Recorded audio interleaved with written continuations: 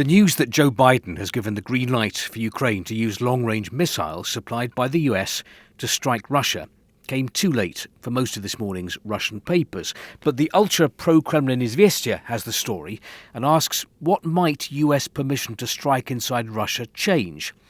The paper repeats President Putin's previous warning that the use of Western long-range weapons against Russian territory would signify the participation of NATO countries in the conflict with Moscow, and that the Kremlin would take appropriate decisions based on the resulting threats.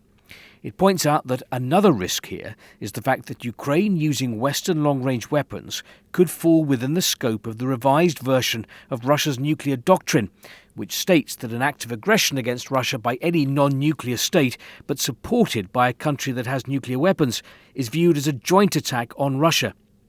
However, then there is what feels like an attempt to dial things down a little. So the paper quotes a military expert as saying the Russian armed forces had already previously intercepted ATACMS missiles during attacks on the Crimean shore. President Biden's decision is described as a desperate foul by the Democrats, who only have a few days left in office, to help Kyiv.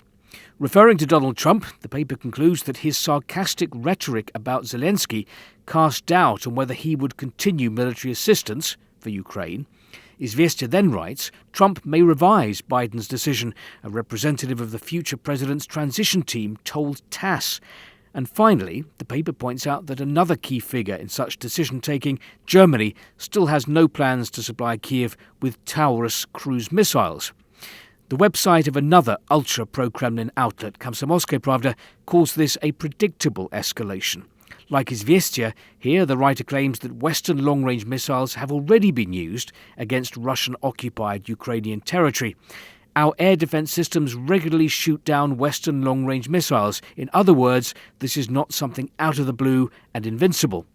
Again, apparently trying to play things down. Although the writer adds, on leaving power, Biden is moving the world closer to a catastrophe, Russia's leadership has unambiguously warned what such actions could lead to. And this is on the website of the Russian government paper, Rossiyskaya Gazeta, this morning. The departing US President Joe Biden has taken one of the most provocative, uncalculated decisions of his administration, which risks catastrophic consequences.